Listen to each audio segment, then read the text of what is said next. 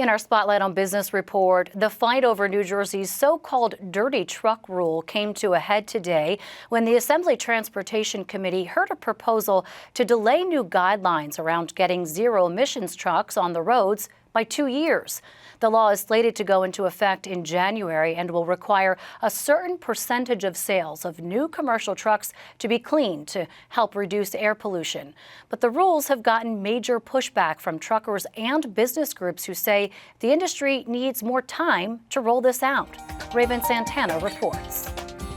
You respectfully request that you do not advance. Trucking companies like the one I work for will be in trouble with this if this happens. After hearing more than 2 hours of testimony, New Jersey's Assembly Transportation Committee unanimously voted to advance a bill that proposed a 2-year delay in implementing the Advanced Clean Truck Rule, which was set to go into effect in January 2025. The approved legislation delays a government mandate that would require manufacturers of medium and heavy-duty trucks to sell an increasing percentage of new battery-powered vehicles each year as a way to reduce air pollution. The decision was disappointing to environmental advocates who, in a recent letter to bill sponsors, warned the delay threatens public health. I think a lot of that mixed reaction comes from misunderstanding about what Advanced Clean Trucks actually does.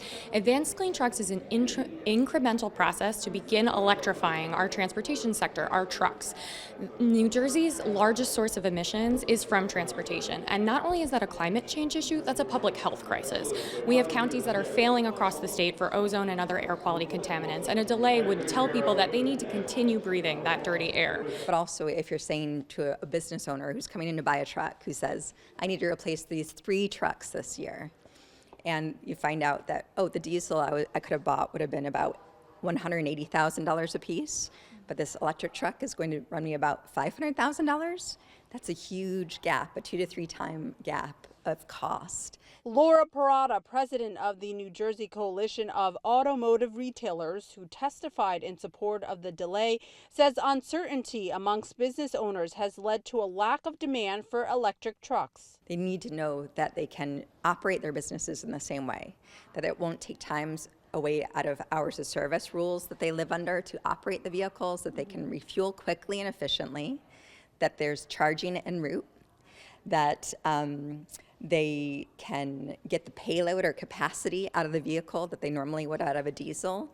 with the battery weight. There's just so many new factors when you're introducing a brand new technology that the customer, the truck buyer, has to be really comfortable that this tool, this business tool, this truck will work the same way into the future as it has historically. Romolo Gabrielli, whose business sells electric trucks in New Jersey, New York, and Connecticut, says the Advanced Clean Truck Rule is not a one-size-fits-all. Gabrielli explains some of the challenges he sees firsthand, including the lack of infrastructure in New Jersey. So when someone comes and says they want to buy a truck from us, they want to buy electric trucks, so we say, okay, great, here's the price, but let's go look at your building now. How are you going to charge it? How many hours are you actually using the truck?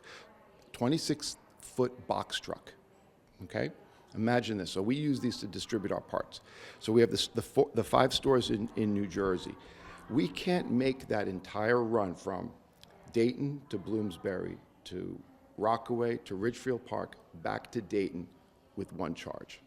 It is too many miles to do that. So on our way along that path, we have to plug into our parts departments and charge up the trucks. Nothing against EV trucks. We think it's an up-and-coming technology. But the fact of the matter is we're just not ready for it. These trucks are extremely expensive. But even more importantly, the consumers don't want to buy them right now because they don't meet the needs of all classes of industry. We don't have the charging infrastructure in place. We don't have the electricity to even charge them, if we did this. The bill still has a long way before the delay is official. It now needs to pass a full Assembly and the Senate. For NJ Spotlight News, I'm Raven Santana.